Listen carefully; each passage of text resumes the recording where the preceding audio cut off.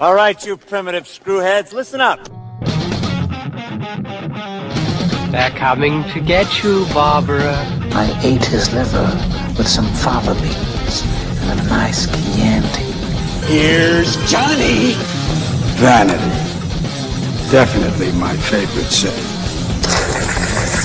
I am the devil, and I am here to do the devil's work. The power of Christ compels you.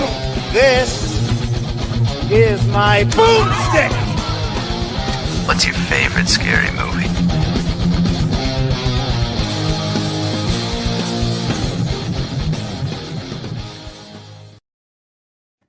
Hello, horror heads, and welcome to Shiver, a horror movie podcast. We are your hosts. I'm Daniel DeBona. And I'm David Ulloa.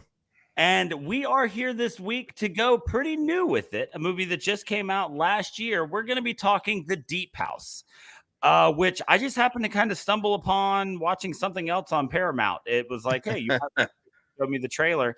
And so we decided to give it a shot.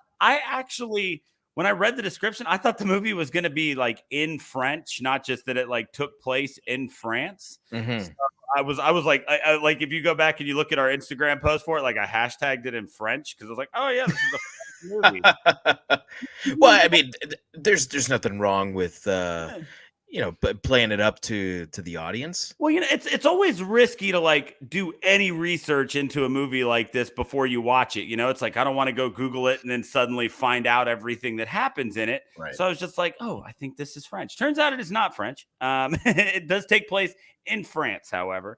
And so But it is a French production. Yes, but like everyone associated with it is French. Mm-hmm. And so what we get here is this really ambitious colliding of worlds where you've got this idea of the haunted house, you've got this idea of this urban exploration find. It's all taking place, 85% of it takes place underwater. There's some elements of satanic film mixed in here, stuff like that. So I mean, just to get to it, like, what did you think about the film and how well it kind of blended all these things together? I mean, did it scare you? What you got for me? So I was really excited for this when you first told me about this, and I saw the trailer and I was like, man, this looks fantastic, because growing up on a coastal city, right, Miami, we've got beaches. Like the water scares me. Especially if you go out from the beach and you go like deep sea fishing or something like that, like it is scary. To think that such a large percentage, I don't know what it is off the top of my head, but such a large percentage, something absurd, like 92%. That has yet to be discovered. We don't know how far down the Mariana Trench goes. Right. So like this idea that the deep is terrifying is one that is like pretty universal. Like this is a fear that unites us all. And so when you take this like haunted house movie, which is like I think it was pretty much perfected in Poltergeist. I don't know that it can get any better than that, right?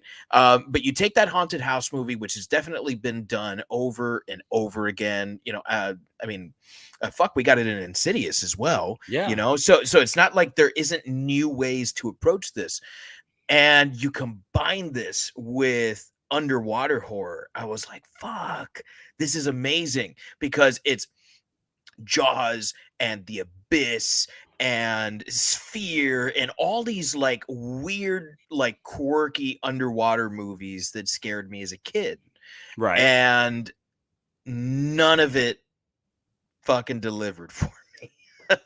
Like not a damn thing. And for me, I think that I kept waiting for something to happen. It reminded me a lot, actually, of we need to do something. Right. Was it We Need to Do Something? We Have to Do Something? We have to do something, I think. We have to do something. Yeah. Where I was just waiting for something to happen. The interesting thing is this actually made me appreciate We Have to Do Something a little more. Because we have to do something had moments where I was like, oh fuck, that just happened, and this had none of that. And at least for me, I was not scared once. I thought that the few jump scares that were there were neither jumpy nor scary, and ultimately I was left at the end of the movie thinking, but where's the rest of it? and and I feel like there's a haunted house movie that was not explored. There's an underwater movie that was explored only because the underwater film photography is incredible. I will give it that. Like absolutely gorgeous. Like I love the way that this was done. They didn't go for a dry for wet here. They went for like a true like out and out underwater photography. And I think that the twist that this movie had, where they introduce spoiler alert, if you haven't seen this movie yet, maybe you shouldn't, but also if you want to watch this movie, here's the spoiler, right? There's a satanic angle to this. I don't think the satanic angle is really explored very much either. So very similar to, we have to do something. There's just a lot of unexplored territory here, and for a movie that clocks in at just over an hour 20, I think there's like lots of time that you can spend here. But more than anything, I think what really bummed me out here is that you have a story that's pretty much a character driven story, because you have only two characters really exploring a setting, a mood, and you had some of the most atrocious writing ever. This dialogue was so wooden. It was so like some of the things they even said like in response to one another. I wondered if it was like a lost in translation thing where this was penned in French and then translated into English, and something was lost there. Because it reminded me almost of The Room, where like someone says something and then like Mark. Yeah, the call and response just makes no sense. Like no human being behaves this way, so like the responses sometimes I was like, but what? Like how did you get and then also like the twist, it just, I mean, we'll get to story, but I mean, who didn't see this coming from like 20 nautical miles away, I don't know. I was really, really disappointed with this, and yet flabbergasted at the incredible cinematography that's going on here. From a technical aspect, I was like, wow, this is great. But literally every other aspect, I was so let down. We have our number one fan, Frank Kowalski, coming in early saying this movie took place underwater, yet was so incredibly dry. I am with you on that one, Frank. Yeah. So what about you, Daniel? What you? Well, to the listener out there, buckle up, because you are probably about to come across the first episode where we are vastly, vastly different. Okay, good. I'm glad. I thought that this was incredibly well done, and while I'm not going to disagree with you about the acting and the dialogue, and we'll kind of get to those points that you made, I 100% agree with. As far as the rest of the movie, I found it to be terrifying. I love snorkeling. I've been to a lot of places where I've been fortunate enough to go on some great snorkeling trips. I've had a lot of fun with it. And everybody always tells me, "Oh, you've got to try scuba. You've got to try scuba." But just the idea of scuba scares me, right? Like I know that when I'm snorkeling, I dive down, something happens, I come up. The idea of scuba is just horrifying to me, like having all this crap strapped to you and all the ballast and stuff that balance you out to where you just can't come up immediately. The idea of the bends, just things like that. There's so many things involved in scuba that are already just innately terrifying to me, and so it's something I've never been able to bring myself to do. So just the fact that this movie included a character who was vastly unprepared to go on a dive like this was very scary to me. So I was already kind of on edge. And the another angle of it being the urban exploration angle and just getting out and like finding these places and stuff like that. I went through, I had a couple years there where I had some friends here in Alabama that we had met on a message board, and we used to like track down places all over the Southeast, not underwater, but do that. And I loved it. So that I had an attachment to this movie and the idea that there's this guy who's just, into urban exploration, and he wants to be known for it. And he's looking for the views, right? Like, which, by the way, there's a moment in this movie where he's like, we only got 50,000 views. It's like, holy shit. Do I look forward to the day that we can be sad about only getting 50K, right? I had a weird time reconciling what was her name? Camille Rowe's character says about Tina. Tina. Yeah, what she says about, is it Ben? Mhm. Where she's telling Pierre that he is a history buff, and that's why he wants to do these, like, urban hauntings. Yeah. I didn't see the connection there, and that to me, that was just like so indicative of what was to come, where it was like, here's something that's totally unrelated, you figure it out. Yeah. But and so I had those moments with it, and then just ultimately, so much of what this boiled down to for me was this movie effectively not only created an environment where I felt scared constantly just because of the atmosphere.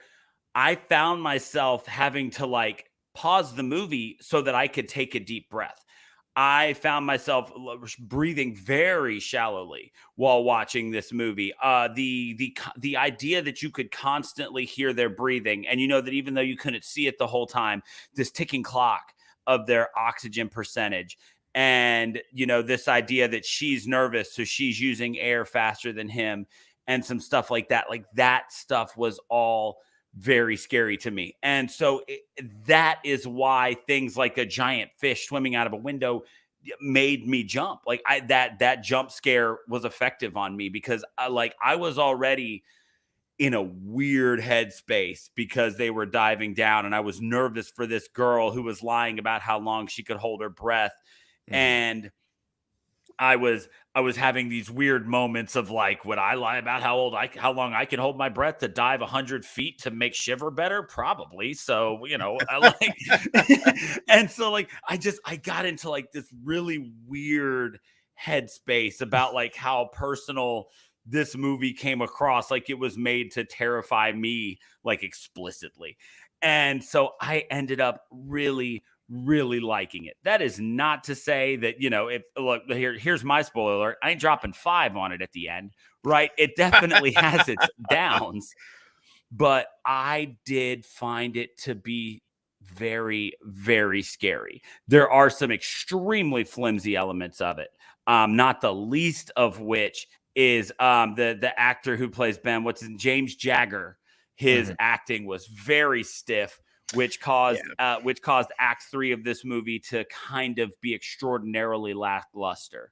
And because it was kind of hard to tell when he became another character or was possessed by another character, because the delivery was the same. Yeah, exactly. And like, I will admit that when it reached Act 3, I was kind of pulled out of that atmosphere that had kept me so tense and so scared, because his acting that was already bad got worse when he was possessed by the house or whatever entity was controlling the house.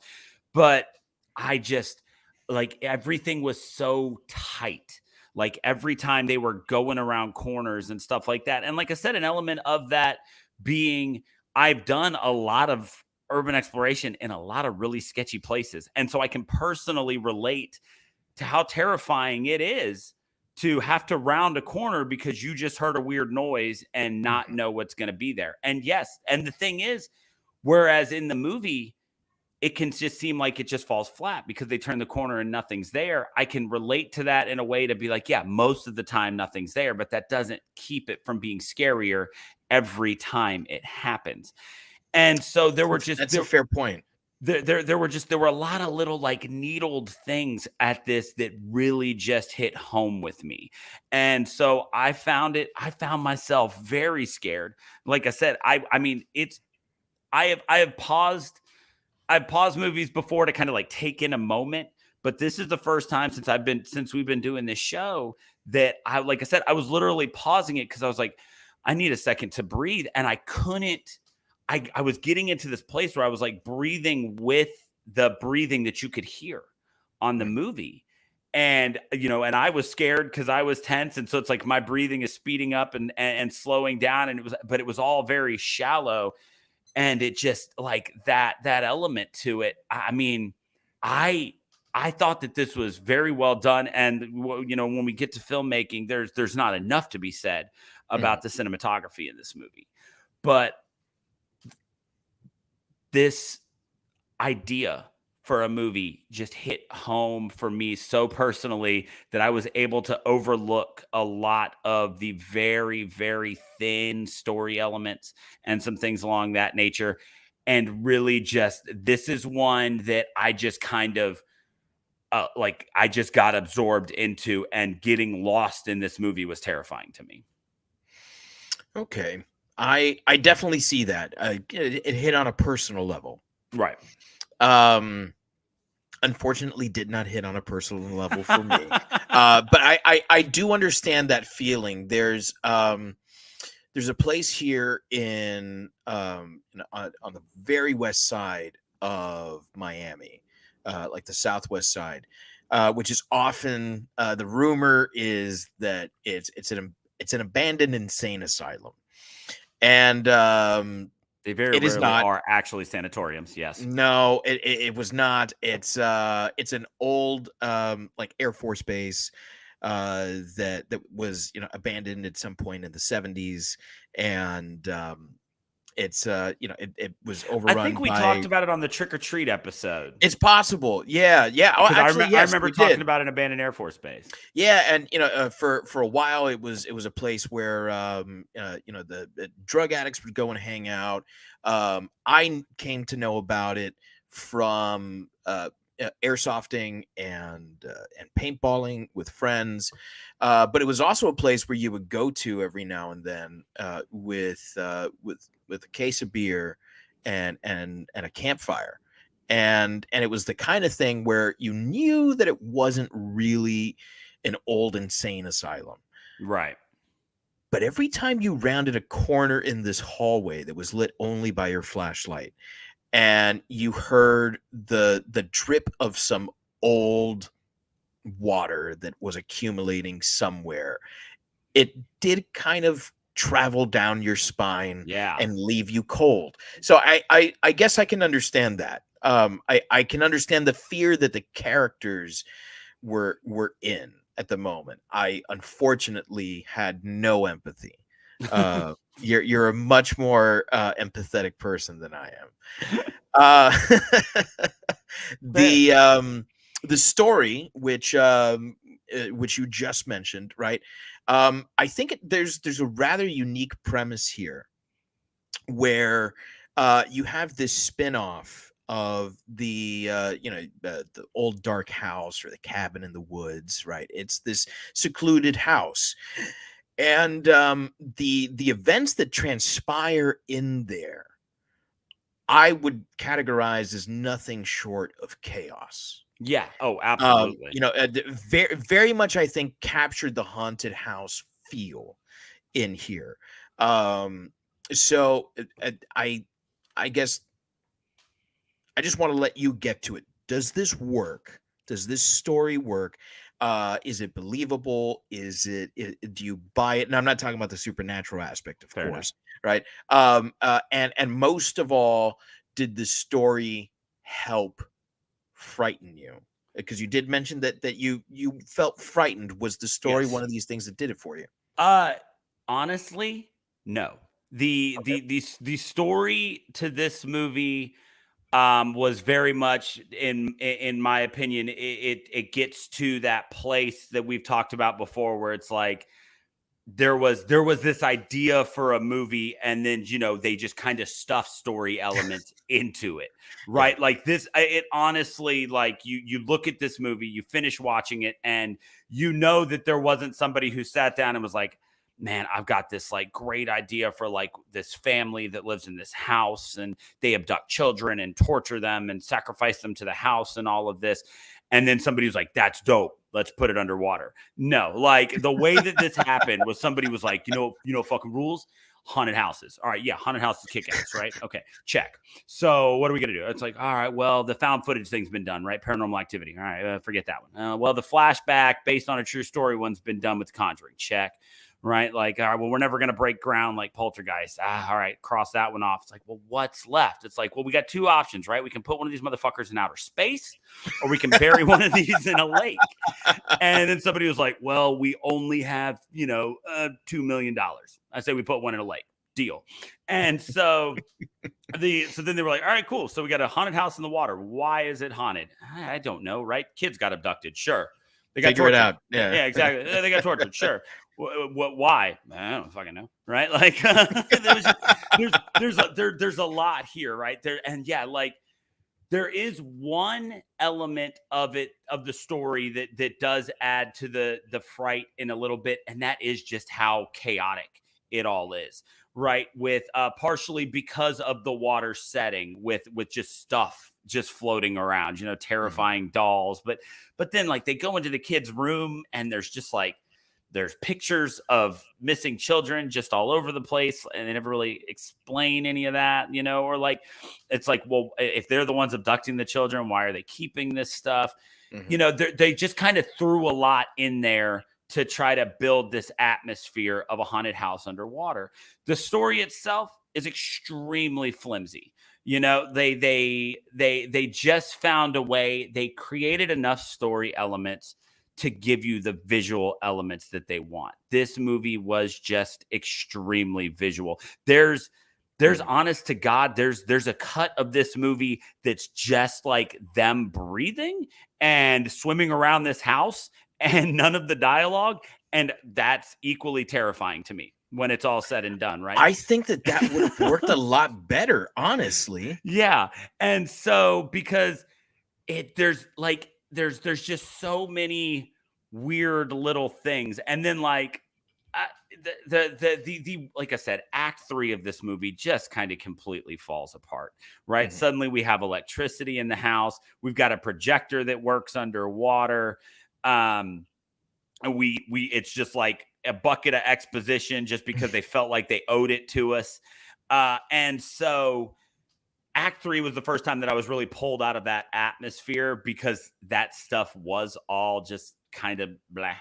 And so when I got to that point, that's when that was really the first time when I paid any attention to the story, because I didn't care. I was like, yes, go scuba diving, explore the haunted house, and it was just like, oh shit, yeah, like and I mean, I do love that some of the stuff that they just kind of threw up against the wall to see if it stuck, they never bothered trying to explain. It's like, why was that window suddenly bricked up? Like, wouldn't it have been easier to just get up there and it was closed and they couldn't pull the window open? Oh, fuck that. We're going one step further. No, it's bricked up from the outside now.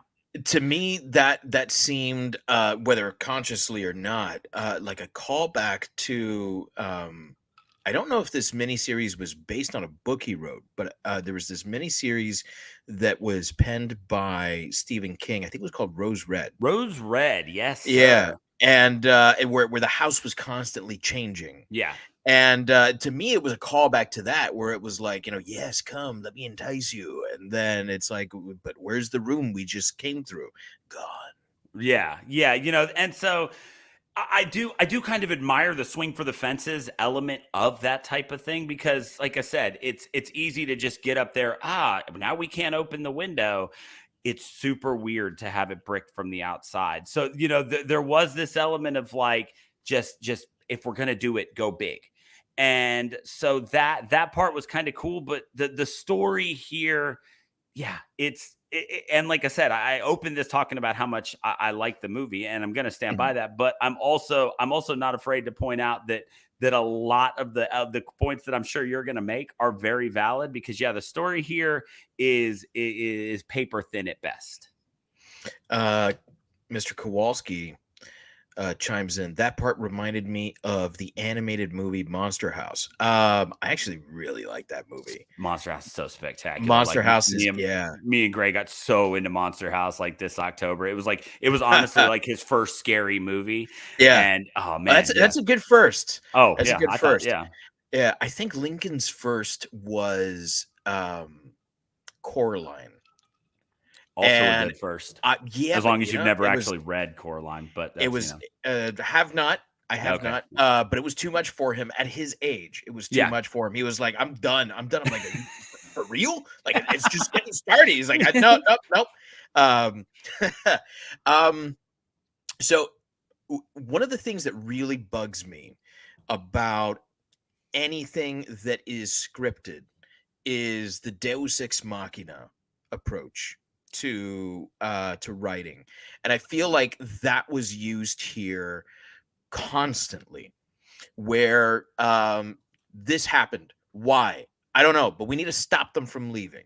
Right. This happened. Why? I don't know, because they need to get there, right? And to me, nothing sucks me out of a movie quite as much as that Deus Ex Machina, this god of the machine. It's I'm gonna put this in here because I can, because I'm the writer, and because I say that this works now. We've talked a lot about how you need to follow the rules that you've established, but when you don't establish rules, it starts to get kind of flimsy, where okay, so what is allowed, what isn't allowed?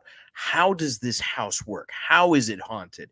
Is it haunted because of the satanic rituals that they were doing, or is it haunted for another reason? Right. I have no idea, and I'm not sure that even the writers can answer this question. If they can, then they're also the directors. I think they did a shit job of translating that to the screen, because there's a lot of potential here. Because the house itself, I think, is somewhat frightening. Right. And this underwater aesthetic, like, you're right, to have all this machinery strapped upon you, and to be much deeper than you must be to snorkel or to skin dive. Like, that's scary. Here's my problem. At no point did I believe that they were deep enough that they needed to make decompression stops. Right. At that point, you're talking about like 120 feet deep. This is not that deep. No, they were 98 feet. Yeah, so you're not. I mean, you might, especially if you're not a seasoned diver. So, let's say go ahead. Yeah, their body's not used to it, and she's certainly not a great diver. Right. We see that in both the bathtub scene, which was the most exciting scene for me. And it was a good nipple. It was a good nipple. It was a good tasteful nip slip. Tasteful nipple. Yeah. Tasteful nipple. And then the subsequent lie. And I was like, oh, okay. There's like you like to say all the time, there's that gun in Act 1. There's the gun in Act 1. Used in Act 5. I gotta say, to keep this thing going, where you and I are like on opposite ends of the spectrum here, where I finally started to show some interest was in Act 3, despite Jagger's like atrocious acting, which anytime he spoke, I was completely sucked out of the film, but what I started to get vibes of was Evil Dead, particularly Evil Dead 2, where there is an established reason why the cabin starts behaving in this way. You get it in Evil Dead 1. You also get it in Evil Dead 2. Things like a light bulb being filled with blood, right. The music box going off, the projector going off, all these things do start to happen here as well, right? I think maybe in the top 5 greatest movie scenes, not horror, just movie scenes of all time. The cabin laughing with Ash in Evil Yeah. Dead 2. I mean, that is like one of the greatest scenes of all time. And, you know, without context, it seems silly and it seems like there's no reason for this to be happening, but you do understand what's going on within the larger context. It's been established that these Deadites are trying to drive him to insanity, right? Why is this happening in this house? What, Yeah. you know, what, and is there a connection with the Montagnards waking up? And if so, is the reason the house is haunted with the Montagnards? Are the Montagnards alive? Are Right. And they some sort of like water zombie? Is this like Creep Show? And we've got like you know, like in that segment, Something to Tide You Over, you know, which is what a great fucking segment. God, Creep Show, man. We have to do that soon. Yeah. Yeah, that's where it again started to fall apart with me, and I was like, oh fuck yeah, we're getting some Evil Dead vibes here. But you know, ultimately for me, it was like it was about 30 or 40 minutes before they even got to the house, and it was just straight drama. Right. And not good drama, because as we've established, the writing is not good. The acting is not good. And you've already set up and given away, like you blew your load before before there was even any foreplay, because like he's talking about how this family and this thing and, you know, 50 years ago, and then he's pulling up this Wikipedia article with a little boy. And I'm like, oh, he's the fucking boy. It's his fucking house. He's taking him over there. They're gonna fucking eat him alive. You know, some fucking Texas Chainsaw Massacre shit. It just, to me, nothing about the story worked. And once it finally got started, it didn't even really get started. You know, that one jump scare with the shark or the eel or whatever it was that comes out of that window. It didn't get me. Right. But I recognized it as the signal.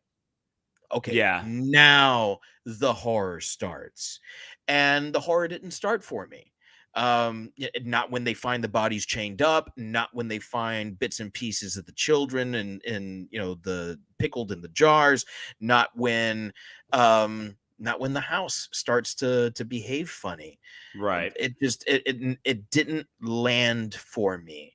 And it's really unfortunate, because I do think that the idea of this like beautifully preserved, unnaturally preserved house at the bottom of a lake is rife for the scares. I mean, you're talking about, you know, two of the greatest scares that people have, the greatest fears that we have, the fear of you know, deep water, and the fear of that like old dark house.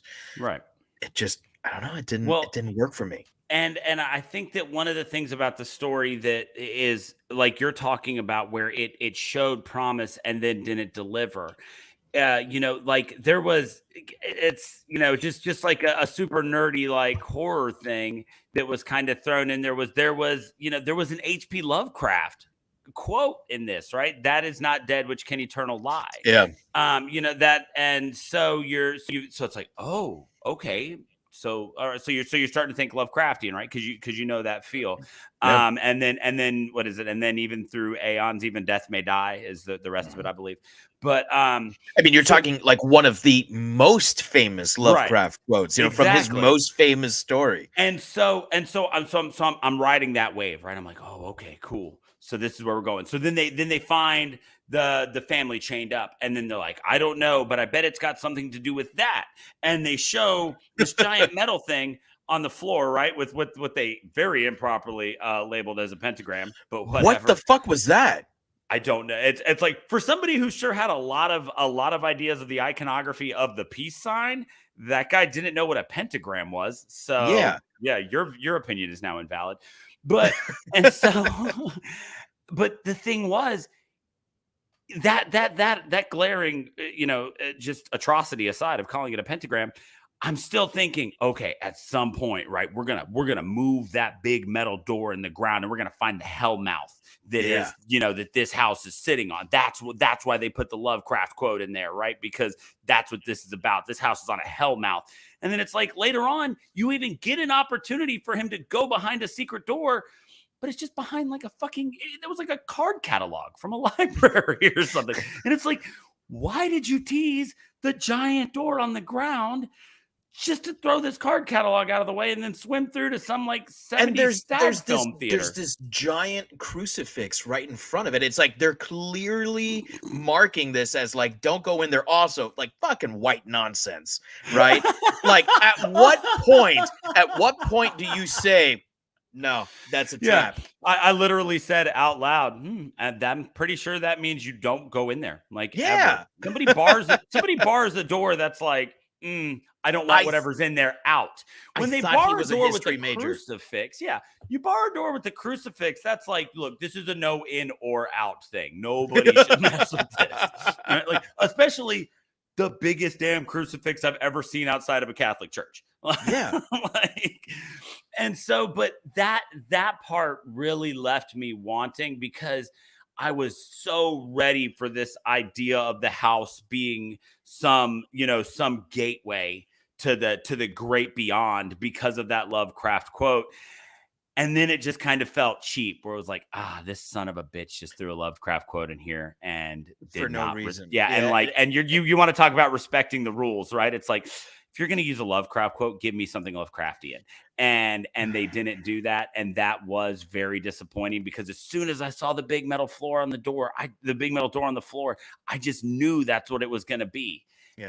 And then they were just like, oh yeah, forget about that. We said it. Even it's fine. If we'd only gotten a glimpse of some ancient one, yes, right, at the end, fuck, it might have been worth it, because it would have made sense then, right? That something in the ether was controlling this.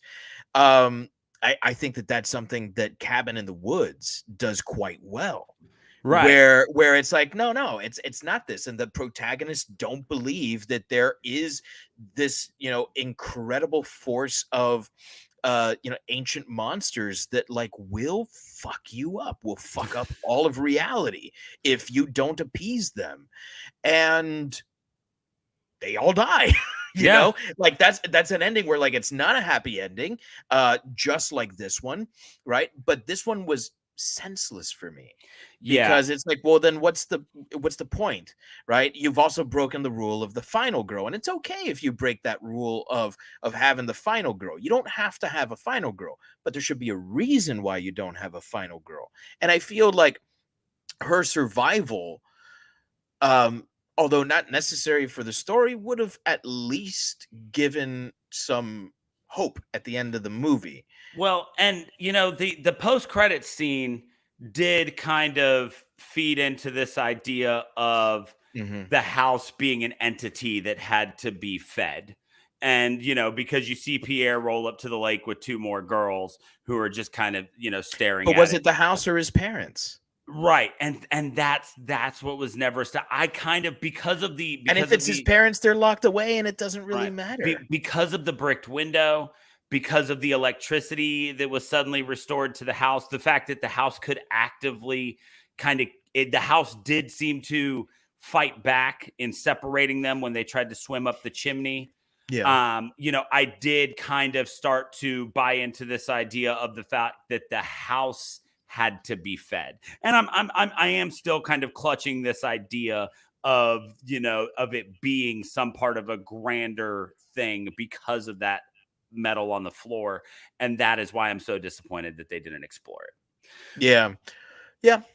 And so, we're talking about the house, right? And, we've referred to it as an old dark house. We've called it the cabin in the woods, and all of these things always function similarly, but not to the exact extent of each other. So when you're just looking at, and I'm terrible with French, so I'm going to attempt to say Montagnac Manor, and I think that's fine. Yeah, and the family themselves, like when you're looking at the house, just what we were given for where this movie takes place, what do you think about it as to how it adds to the scares found in this, and honestly, like, how do you think it as a setting compares to some of these other films that we've referenced?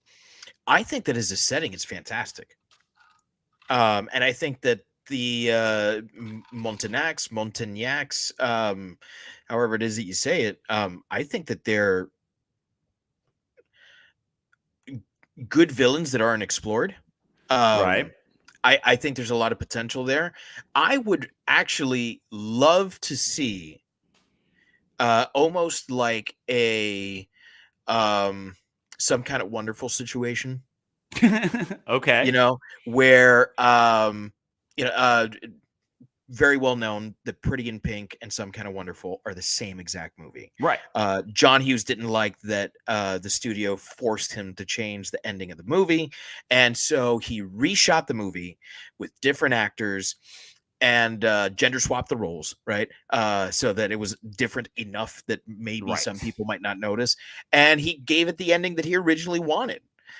And I would love to see a situation like that here, where the premise of the movie, the setting of the movie is revisited, and we get to see this done in a way that I think is really shows the house for the horrifying place that it is, right? Because now correct me if I'm wrong, but when you mentioned the way it frightened you earlier, it was the thought of being alone and underwater, Yeah. right? It wasn't the house itself, because I don't think the house itself is presented in a way that makes it scary. Yeah, no, it's true. I mean, you could have done something very similar to this movie in a cave for me, and I would have got, in a series of caves, and I would have Mhm. got the same sense of dread. Yeah, so I think that, with the exception of floating furniture and props, this idea of the sunken haunted house is not really explored, which is unfortunate, because I do think that, I mean, the first thing they come upon is a crypt.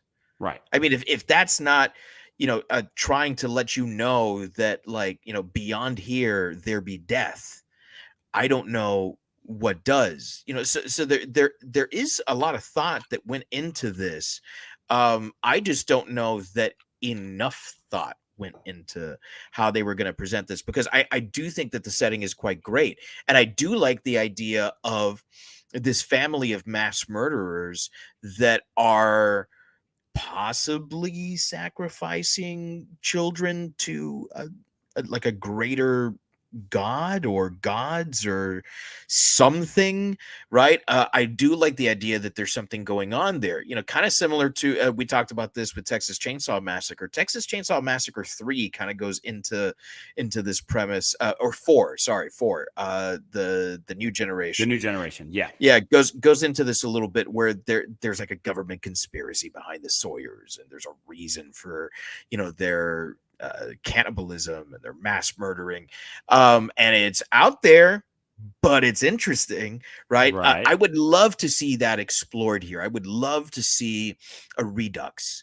where we really get to see a lot of this stuff explored in a way that I think is shot in a scary way, where it's not just the horror of being underwater, because I really do think they got that. They got the horror of being underwater, but it's no different than being in outer space. I mean, you can't breathe, you Right. know. And that's it's fascinating. It's fascinating, and it's terrifying.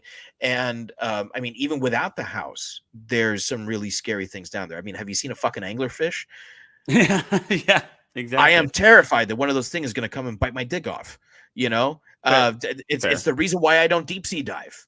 So, uh, Well, and I mean, there's the comparison to outer space. Like I said, while I even made it earlier, but there is one extra element to it that kind of makes it a little scary, and that's the fact that scuba diving is something that is accessible to the common mhm. man, right? So I do think that kind of adds to it, but there's something funny about now. Like I said, that I did say, you could place this in a cave, and that sense of dread that I had would be the same. There is something super endearing about the house to me, and that is the fact that it's decorated like a corny haunted house. And by that, I mean like it's October and somebody just sprung up in a warehouse and built a haunted house because that's what people do in October. Chandeliers, Yeah, and the chandeliers, candelabras. the pictures of the kids just randomly stabbed, jars of body parts. That I did like that. Yeah, like, so it's like while it's kind of laughable in like a budget film, right? There's this part of me that loves that. For years, my school's fall festival, I was in charge of building the haunted house, and we would take a couple of classrooms in the school and just and hang black sheeting and stuff like that, or did it in a portable one time, just stuff like that where we were, and and that's what you do.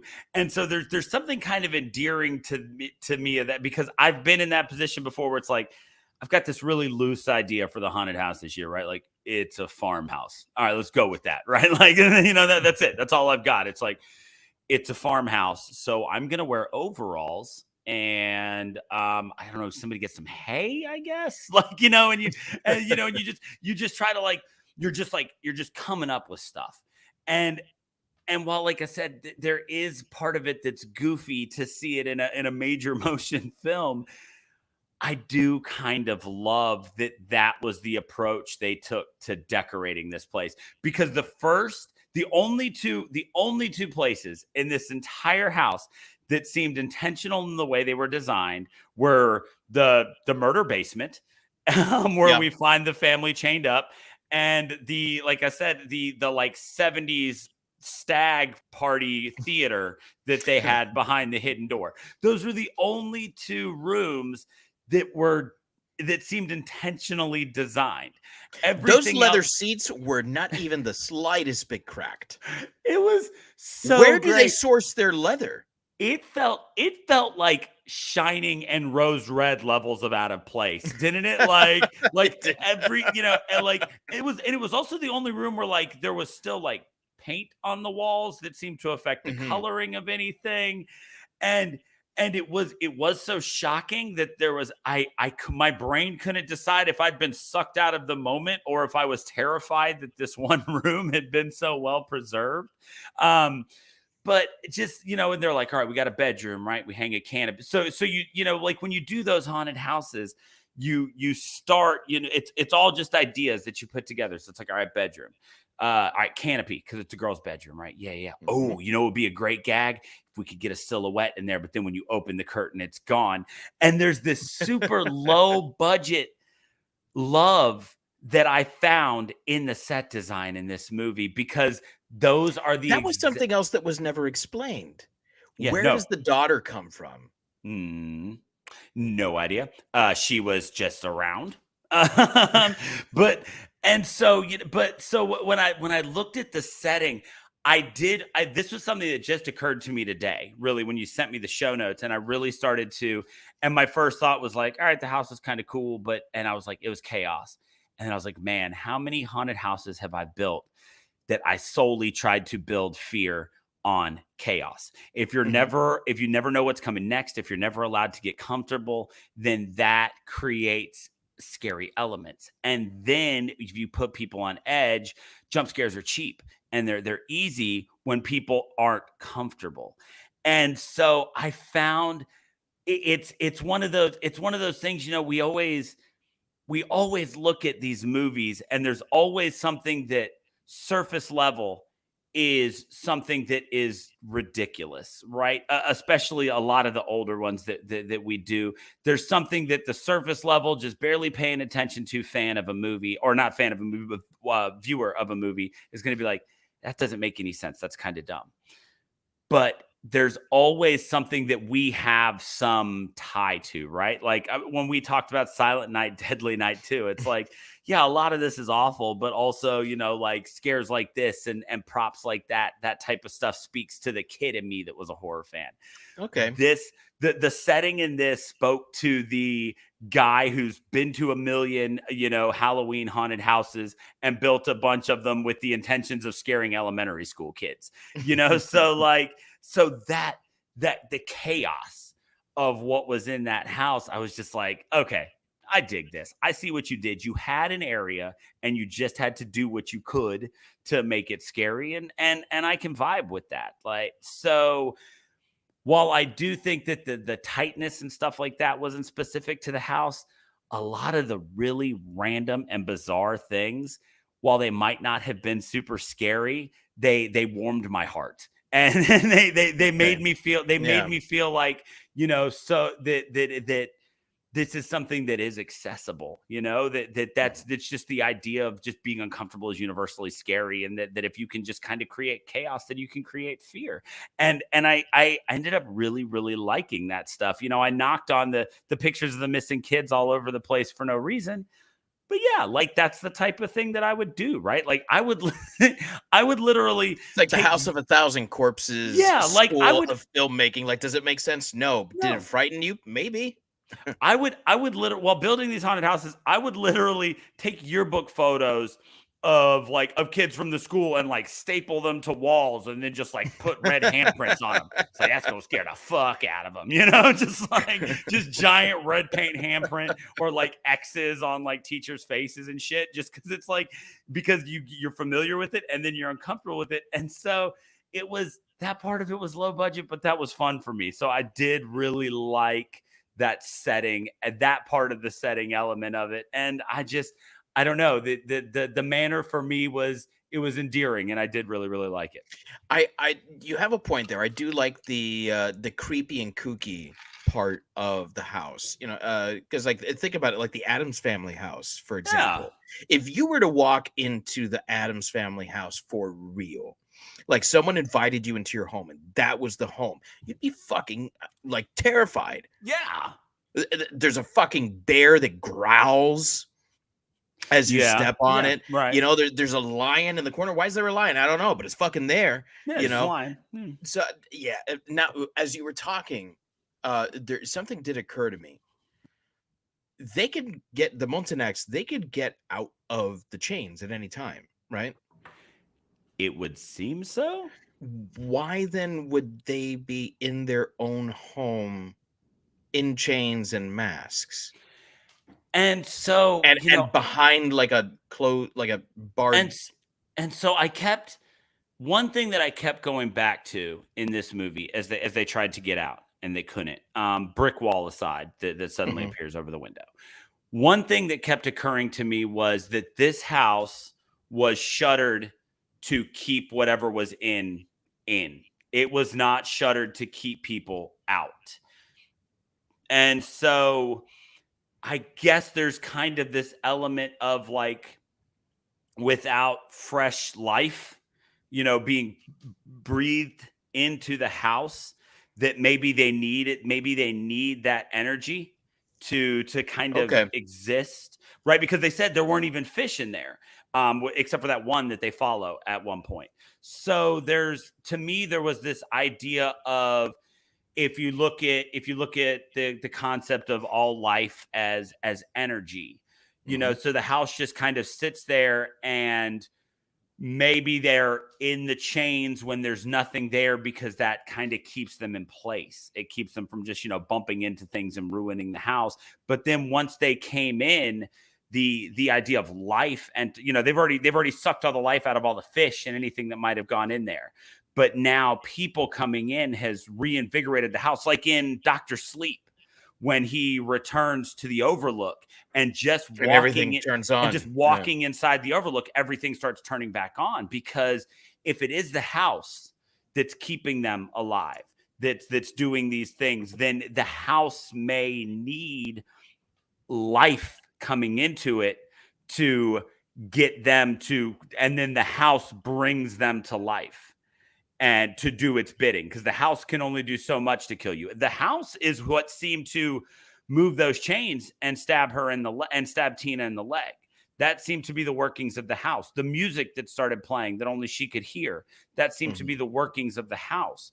So there's an idea there that the Montagnards are just vessels that the house controls, and that's why they're able to just walk through the house. They don't have to swim, because there is a supernatural element of them just being puppeted by the house. And when live people come in, the house has now got energy to draw from and can bring them to life and use them to do its bidding, which seems to be to bring more people into the fold. I think that's flimsy, but it's a hell of a lot better than anything they gave us in the movie. So I have to applaud you for that. And I think the writers should be sending you a check, honestly, because you almost had me. Ah, almost. you almost had missed me. it by that much.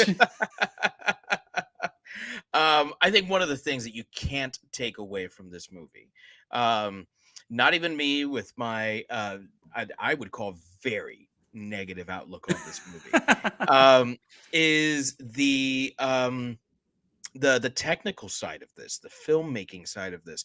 Underwater film photography, it's a challenge. Yes. Right? There's a reason why something like Titanic took so many years to make. Right. There's a reason why movies like The Abyss took so long to make. And it's not just because James Cameron is a god and because he refuses to do anything less than perfect. Correct. It's because working underwater is difficult. Right. So this movie spent about half its running time underwater. Right. So simply put, is it well done? Because just because it's done underwater doesn't mean it's well done. So is it well done, and does it help elevate the film beyond just it being, well, here's a scary movie that's underwater? I think that you would be you'd have to be a fool to say that it wasn't well done. Like, regardless of what you think of this movie, if you walk away from this thinking that the camera work was shoddy and that they could have done a better job shooting this thing underwater, then you're wrong, and I'll die on that hill.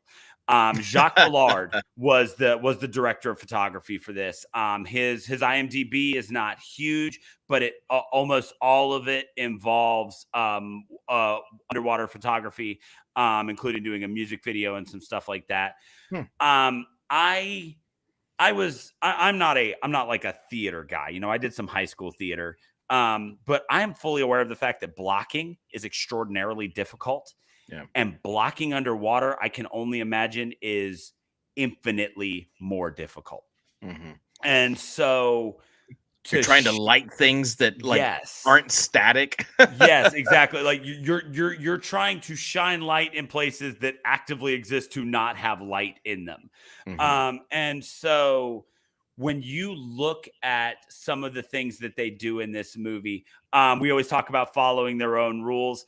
I do wish that they'd been either more strict or more lenient with their where cameras exist rule, because when they were underwater, the one thing I will say is 90% of the time underwater, they did very much stick to their rule of the cameras where their helmet cams, 2 helmet cams, the drone, and the handheld camera that the dude had.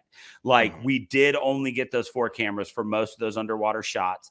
And so they did a good job with that. And I can understand the couple of times that they had to pull away from that for effect.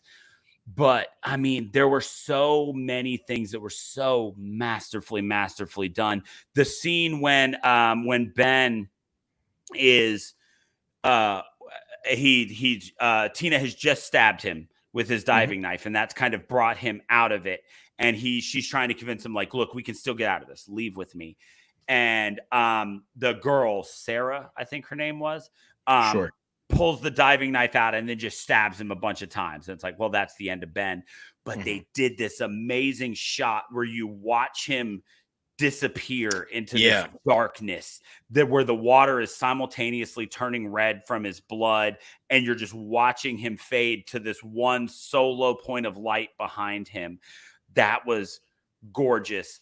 If there's anything award worthy about this film, it's that amazing shot at the very end when she escapes the crypt and she's starting to swim up toward the surface, and the camera keeps pulling back further and further and further, and you get more and more and more of an idea of how tiny she is in the grand scheme of just this lake. We're not even talking oceans. This is a lake in France, and you're suddenly reminded that a person is this in that lake. And that shot, like, I don't have the biggest TV in the world, but for the size of my TV, to just see the girl be this big and everything else just be the blue abyss of this lake was just horrifying and gorgeous. And they did so many really cool things with all of that I think that the way the movie was shot is definitely somewhere where you can't really take anything away from it. I agree. For all this movie's faults, you cannot fault it here. I will say, and I don't think that it's a cinematography thing. I think that it's either editing or it was a stylistic choice for the horror that was done. And this is something that happens in action movies all the time. As of late, like the very shaky, like it was really difficult to see what was going on when the house suddenly came to life and she was skewered by the chains. I watched this movie with my son. That's how not scary this was for me. And he was not terrified at all. In fact, he didn't like it either. He turned to me and he said, "Did you like this?" And I said, "Not at all, kid." He was like, "I didn't either." He told me, "I hope Daniel doesn't like it either." I said, "No, I said, I hope he does. That way we have some good discussion about this." He's that weird. I remember that scene came on and he turned to me. He said, "What just happened?" I said, "I don't know. Do you know? Because I would really like to know what just happened here." So there were some times where I think in an effort to try to bring the horror in chaos and like we have no idea what's going on right now and we're just as lost as Tina is, it just created confusion instead of horror. And that's a fine line that you have to toe when you do that. And I think it's always better to err on the side of caution and show more so that or at least contextualize more. Also, that scene is a glowing example of that idea of they didn't even really know what their rules were, because then when she recovers from it, Ben didn't experience any of it, even though he was there. And so that was another moment where it's like, okay, they're not even 100% sure like what the rules of this house are. Like if it can, is it inside her head? Like that scene. Yeah, that scene definitely had some major flaws. And the drone's light turning red seemed to be an indication that something was happening, right? Except that when the drone's light turns red again, like nothing really happens. Yeah, I could not figure out why the light. Yeah, I was, and that's another thing that did kind of confuse me. But I guess that's more of a story element than it is a filmmaking element, like a technical element. As far as the photography goes, I mean, this is some really spectacular film photography. I think that the last time underwater film photography was this impressive for me was honestly like Creature from the Black Lagoon. I got some major Creature from the Black Lagoon vibes here as they were, especially as they were swimming up to the home. When the movie when you get that very first like underwater scene, you immediately know like how precise the underwater photography is going to be, because just them approaching the house was so well shot. I did enjoy this part of it. Yeah, there's a really, I don't want to say underrated because I think it might just be properly rated, but in a not spoken about film, Oliver Stone film that I like. It's not a great movie, but it's a fun watch, called Savages. But I know which one you're talking about. Savages got like one really great like underwater scene. That was one that I kept going back to when I was thinking about how good the underwater photography was. I was thinking like I didn't quite go back as far back as Creature from the Black Lagoon. Savages was 2012. But yeah, it's one of those things where you tend to remember when you see a movie where something like that is so well done because it is not something that's done a lot. Yeah. I agree. So we've reached the point now where it's time that we rate this movie. Now, for anybody who may be new, or if you just need a quick reminder, we do want to let you know that we only rate a movie against itself. Therefore, every movie that we rate, we create a unique rating system. If we use stars, everything would be against each other. Right now, we're just doing it based on how much we liked this movie. And if there is any standout imagery from this movie, it would be the fact that somebody blocked a whole ass door with the biggest crucifix ever. So, out of a possible 5 crucifix blocked doors, what do you give the Deep House, Dave? I don't know, man. I've been going back and forth on this, and the sort of standard that I've been using is we have to do something. Did I like this more or less than we have to do something? And honestly, aside from the technical aspect of this movie, which we have to do something, also had some, technical prowess to it. Right. Not as much as this, but it was a well-made movie. Aside from the technical side of this, I don't think there's a single thing I really liked about this movie. So I have to give props to the technical filmmaking. That was a standout. I think that the setting, although misused and largely unexplored, I think was well done. It's an interesting setting, and the Montagnacs themselves are interesting villains. So I can't leave this as low as 1, but I certainly don't feel well enough about this to go up to 2. I think I'm gonna sit at a solid 1.5 crucifix block doors, and I feel much better about this than I did giving 1.5 demon dog tongues to we have to do something. So I made it known at the top. I was definitely going to go higher than you on this one. Now, I'm not going to start riding into that upper echelon of 4s and 4.5s, but there's a lot of this movie that hit that the atmosphere, the dread of running out of air. I grew up on the beach. I grew up surfing. I've spent a lot of time since I've been in the Southeast doing, whitewater rafting and stuff like that up in Tennessee. Drowning is legitimately like one of my top fears because in multiple situations I've hit those. I've hit those moments where you almost, it's called intermittent drowning, where it's like you're not underwater the whole time, but you never get a chance to get a breath. Like I've had some serious scares with that. And so just being underwater, scuba, that element is just terrifying to me.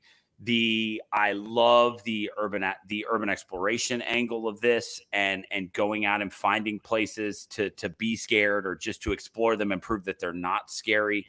I do like that a lot.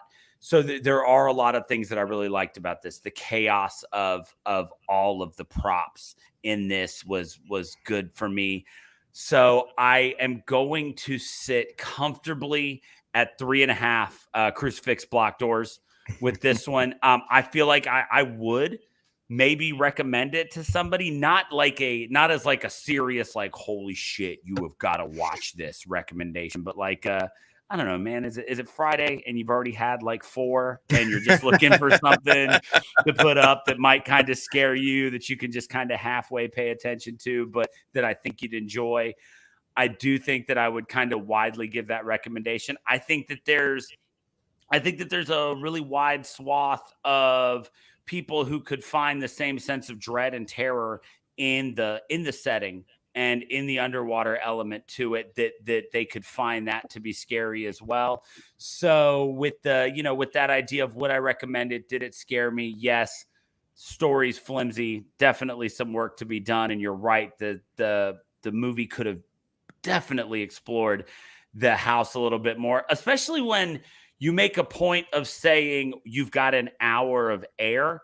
When you say that to me, when you say that as a line of dialogue, I want an hour of underwater footage. Like that's what I'm looking for. And they didn't hit that mark, because as soon as he said that, I was like, all right, when they go underwater, I want to know, do I have an hour of this movie left? I did not. And no, so, and I checked. Yeah. And so, I wanted that. But I think 3.5 is where I feel really comfortable with this, because I did enjoy it. I feel like I would watch it again. And just kind of, now that I know what's happening, look for some more intricacies in the chaos that was the manor. So I'm gonna go 3.5 crucifix block doors. All right. Well, you heard it here first. The Deep House gets a resounding 2.5, not stars, 2.5 crucifix block doors. I think that's fair. I think that's fair. Yeah, I think that when I think that the 2.5 that rides the midline between us, because I feel like people are gonna be in one of our camps. I feel like they're gonna not be scared by it like you, or they're going to find some sort of weird headspace to live in for an hour and 20 minutes during this movie that scares them. And so the midline between those two, I think, hits the nail on the head. It does. It does. So for those of you that stuck with us the entire episode, thank you so much for listening. If you were not listening live, why are you not listening live? Come and join us live on YouTube or Facebook, and that way you can comment like my friend and yours, Mr. Kowalski, and have your voice heard and interact with us. I promise we don't bite. Not unlike the Montagnacs. I don't know if they bit, but they definitely cut. They definitely cut. So if you enjoyed this show, you should check out some of the other Geek Bro Network shows, like Mount Geekmore, like What's Up Bro, like we've got Frank in here. Good Vibes, you got this. I like that.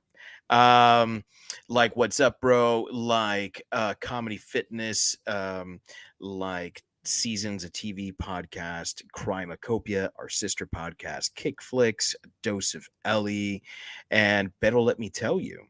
Yes. And you can find them all where, Daniel? You can find them all at geekbro.net. If you head over there, you'll find our page as well as all of those others. Or if you're looking for us specifically, we are on all social media at Shiver Pod. We've been doing a lot to keep our Instagram excuse me. We've been doing a lot to keep our Instagram more interactive. We've got a bunch of new that's all you. Daniel is our social media guru. So come see some of the stuff. He's rather funny. I've reached the point now where I'm having a lot of fun with it today.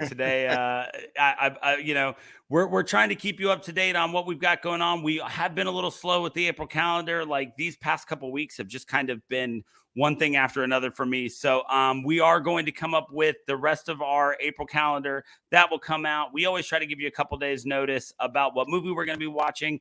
And if it's streaming anywhere, I do always try to make sure you know where you could watch it for free if you want to join in. Because if you're watching us live, like Mr. Kowalski over here, you can comment. We'd love to talk to you. We'd love to hear from you. To all of our new followers, if you're listening, we have found the horror movie family out there on social media is spectacular. They've all been great with getting out there and liking our pics and following us and leaving comments and stuff like that.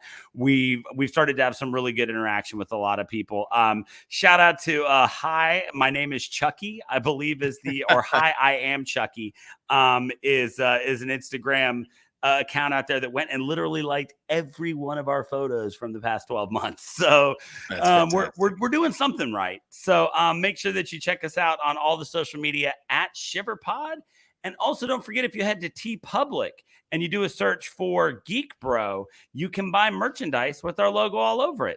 Like Dave's beautiful coffee mug that you can see here if you are watching the video cast. They've got t-shirts, they've got pillows. You can order it all, and it will have our stellar logo. I mean, the logo for this show is just absolutely amazing.